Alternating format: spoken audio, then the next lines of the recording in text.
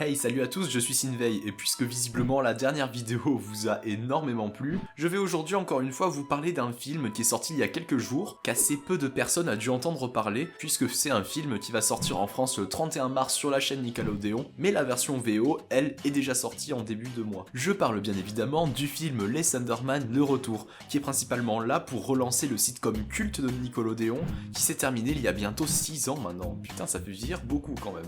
Et étant donné que beaucoup de gens en regardant cette vidéo ne connaissent sans doute pas la série originale, je vais donc faire un petit résumé des événements du sitcom et ses 4 saisons.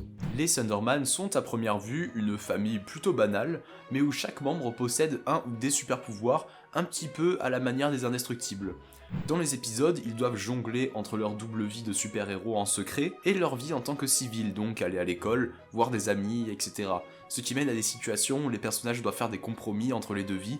Un peu à la manière d'iCarly, si vous connaissez, c'est les personnages qui rendent ce sitcom absolument mémorable. Si on les passe en revue, nous avons Phoebe, qui représente en gros la fille parfaite, elle a des bonnes notes en cours, elle est majeure de sa promo, elle aime aider les autres et elle est responsable, mais elle est dotée de pouvoirs tels que la télékinésie, le souffle de glace, de feu et littéralement de sixième sens. Elle est également la sœur jumelle de Max, qui est totalement l'inverse. Lui, il est plutôt mauvais à l'école, il recherche plutôt la popularité, mais il est par contre lui aussi doté de télékinésie, de souffle de glace et de feu comme sa sœur. Mais lui par contre, il se destine à faire le mal, même s'il bascule du côté du bien dans le final de la saison 3, une révélation explosive, en réalité, il ne voulait pas passer comme un éternel second derrière Phoebe. D'ailleurs, j'ai appris maintenant en écrivant la vidéo que ces deux-là avaient en réalité 14 ans pendant la série, donc voilà, je pose ça là. Je vous laisse me dire en commentaire si pour vous, ces deux-là ressemblent à des préadolescentes de 14 ans. Nora, la petite sœur de Phoebe et Max, a elle une vision laser, et comme tous les personnages qui apparaissent cute comme ça, voilà, avec des nœuds dans les cheveux, etc., évidemment, elle est passionnée par les armes. Mais il n'y a pas grand chose à dire sur elle, elle se chamaille souvent avec son frère Billy, qui lui est doté de super vitesse et très énergétique. C'est le type de personnage qui a le QI d'une huître en gros, hein. Mais ses interactions sont souvent plutôt drôles, et c'est d'ailleurs pour ça que c'est un de mes personnages préférés de la série. Les parents de cette petite famille sont Hank, qui a une super force et peut voler, la mère c'est Barbara, et elle peut faire des éclairs avec ses mains. Leur plot se résume souvent à faire les parents en gros. C'est un peu dommage, mais rien de spécial ne leur est vraiment accordé, c'est plus ceux qui s'occupent des gosses, et c'est à peu près tout, et puis de temps en temps ils se battent, dans des épisodes spéciaux par exemple, mais rien ne leur est vraiment dédié. Et là, ceux qui connaissent la série doivent être en train de me commenter « Mais tu as oublié Chloé, purée Chloé, elle est super importante !» Bon écoutez, je peux la résumer en étant le pur fruit de l'envie des producteurs de faire une saison 4. Ça ressemble un peu au cas de Pouf dans Mes parents sont magiques, si vous connaissez aussi. Elle est inutile la plupart du temps, elle a été introduite certes au cours d'une saison entière, donc on a eu le temps de s'y habituer un petit peu, de faire passer la pilule, mais elle ne sert en réalité pas à grand chose. Nous ne nous pencherons pas tout de suite sur tous les personnages secondaires, car il y en a beaucoup, on y reviendra quand je parlerai du film. Par contre, je préfère vous prévenir maintenant, c'est un sitcom qui a des lost tracks.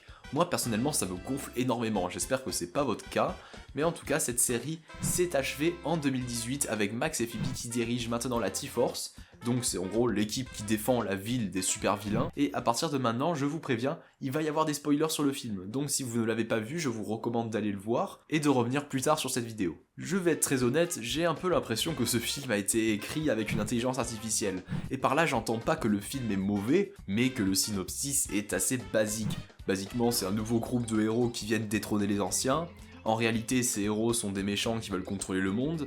Les Thunderman arrivent les déboîter en reprenant leur poste. Et c'est tout. Voilà comment définir ce film en 3 lignes. Il y a certaines choses que je trouve bien dans ce film, évidemment. Il y a beaucoup de choses que le film fait très bien. Mais il y a aussi quelques-unes qui me tiquent un peu pour moi et qui m'inquiètent un peu de ce qui est du potentiel reboot de la série dans les années à venir. Mais avant de parler de ça, parlons déjà de ce que le film fait de bien et ce qu'il y a à retenir. Déjà, c'est un très bon point, c'est que la nostalgie est là. Et ça peut être un terme assez général, mais laissez-moi m'expliquer. Dans ce film, nous retrouvons les personnages principaux, bien évidemment, mais aussi quasiment tous les personnages secondaires, allant des super méchants de la série dont nous avions l'habitude, mais aussi tous les autres comme Cherry, la copine de Phoebe, Dr Colosso, qui est lui aussi un de mes personnages préférés, qui est très souvent très drôle. Les années 2010, quand on le regardait en famille, il faisait rigoler toute la maison. Madame Wong, elle qui déteste les Thunderman, mais qui reste drôle. Bien évidemment le principal Bradford, un des personnages les plus loufoques et qui marche très bien. le cousin Blobin qui est basiquement le riche ami de la famille qui en fait profiter tout le monde, ou encore les membres de l'ancien groupe de musique de Max avec évidemment Wolfgang. C'était assez étonnant de les voir tous là, même s'ils n'avaient pas un rôle très important dans le film, ils ont tous été conservés et ils ont surtout gardé leur mimique. Au final, le sitcom n'a pas vraiment perdu de son âme, comme je m'attendais après autant d'années, et même l'humour reste le même. Ça ne me fait pas forcément tout le temps rire, mais il y a quand même quelques fois où j'ai soufflé du nez, et ça c'est aussi à cause du fait que j'ai grandi, et donc que je ne pense pas être le public visé. Un autre point qui était très important et que je voulais souligner, c'est que les réalisateurs n'ont pas essayé de garder les personnages dans la même temporalité que la série, et qu'au contraire, ils s'en sont servis à leur avantage pour explorer de nouveaux horizons. Je pense que ça se voit le plus avec Nora et Billy, qui est d'ailleurs devenu le sosie de Walter Jr. Ils sont maintenant au lycée, ils ont de nouveaux centres d'intérêt, de nouveaux objectifs, ils ont grandi et ça se voit et c'est normal, oui, les acteurs ne restent pas jeunes toute leur vie, et je dirais même que c'est ce qui rend le film encore plus vrai, même si c'est pour le peu de vrai qu'il avait avant. Et pour Chloé, elle prend la place des anciens Billy et Nora, ce qui la rend un peu plus importante dans le film, et ce que je trouve est une très bonne chose. Les autres personnages, eux par contre, restent très similaires à la série. Voilà, Max, Phoebe et les parents n'ont pas non plus tellement changé. Comme je le disais, l'humour reste à peu près le même que dans la série, même si parfois j'ai un peu envie de me... Mais bon, après j'ai 19 ans. Mais le truc c'est que tous les autres anciens fans des Thunderman sont eux aussi environ dans ma tranche d'âge, car ils ont commencé à regarder les Thunderman peut-être dans leurs années de collège-lycée, et que maintenant ils ont peut-être plus le même humour ou plus les mêmes centres d'intérêt. J'ai regardé principalement ce film pour la nostalgie et pour retrouver ces personnages après des années, et pour être honnête je n'ai pas été déçu de ce que ça a donné, le film a bien conservé son âme, mais j'imagine que ces petits moments cringe peuvent en déranger plus d'un. Dans ce film on arrive à retrouver des moments cultes, ou des moments récurrents dans les épisodes de la série, un humour à peu près décalé, comme dans le style où tout est tout à fait normal, et lorsque la caméra bascule sur le salon, il se passe un truc complètement débile. Ou encore Billy qui est... Don't panic, Billy. You got this. It's just a simple yes or no. You have half a chance of being right. Albuquerque! Tout simplement lui-même, mais que son humour marche depuis des années. Mais passons maintenant à ce dont je me suis aperçu qui me dérange un peu plus. Voilà, on remarque dès les toutes premières minutes, c'est la qualité lamentable des effets spéciaux. On a l'habitude avec les sitcoms Nickelodeon, mais là c'est plutôt frappant quand même, et même pire que dans la série originale. Et à voir ça au bout d'1 minute de film, ça donne déjà un goût amer en bouche. Déjà, des petits trucs ici et là, des mouvements exagérés, se voient de manière flagrante. Et au contraire, parfois, certains mouvements, surtout dans des scènes de combat final, ne frappent pas assez. C'est un peu mou, la tension est présente, mais l'action qui va avec n'est pas au rendez-vous. Ensuite, passons à quelque chose qui m'a fait beaucoup tiquer, les problèmes de continuité. Et là, je ne parle pas de la continuité entre la série et le film, mais bien entre des séquences même du film. Par exemple, au début du film, Hank arrive tout de même à détruire un astéroïde qui a subi une entrée atmosphérique. Inutile de dire que ça va extrêmement vite et qu'il y a énormément d'énergie nécessaire pour l'arrêter.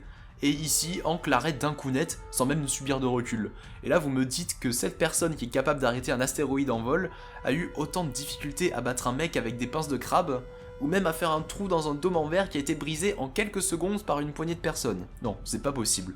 Pour moi, c'est ce genre de choses qui me dérange le plus, même si c'est totalement superficiel pour d'autres personnes, je l'admets, mais ça arrive à de multiples reprises dans le film. Un peu comme quand la téléportation de Chloé change de règle, voilà. Maintenant, il y a besoin de 1 minute de cooldown, un peu à la manière d'un champion dans Clash Royale, alors que c'était pourtant pas du tout le cas dans la série. En gros, voilà, on introduit quelques petites règles, même si elles sont incohérentes, pour que ça fasse progresser l'histoire plus facilement. Et en parlant de ça, tous les super-héros que ça a créé, ce film, nous sommes d'accord que Nickelodeon étant Nickelodeon, s'ils ont fait ce film, c'est pour ensuite relancer derrière la série, et je suis 100% pour ça. Mais que deviendront tous les nouveaux super-héros créés, qui font que basiquement tout le cast de personnages secondaires en est un? Est-ce que ça va être un changement de paradigme total de la série, ou y aura-t-il un épisode spécial en début de saison avec pour but de leur retirer? Non, parce que nous avions déjà eu par le passé pas mal de changements, comme par exemple Max qui devient gentil, la famille qui ne se cache plus d'avoir de super pouvoirs, même si c'est à l'origine de beaucoup de controverses, ou encore la naissance de Chloé qui elle aussi a provoqué énormément de controverses. Mais bon, ça c'est moi qui suis toujours un petit peu impatient, et c'est des questions qui se poseront lorsque nous aurons plus d'informations sur ce que décidera de faire Nickelodeon avec les Thunderman. En tout cas, une chose est sûre, si une suite se présente, je serai là pour y assister, et je trouve même que le film reboot est plutôt bon vu les standards de Nickelodeon. Même si l'histoire reste très basique, ils ont réussi à conserver la formule qui marche, et j'espère que ça continuera comme ça à l'avenir. Si vous avez aimé cette vidéo, n'hésitez pas à la liker ou à vous abonner, et même rejoindre mon serveur Discord avec le reste de la communauté, le lien est en description, et j'espère vous revoir dans une prochaine vidéo, et je vous souhaite une très bonne journée.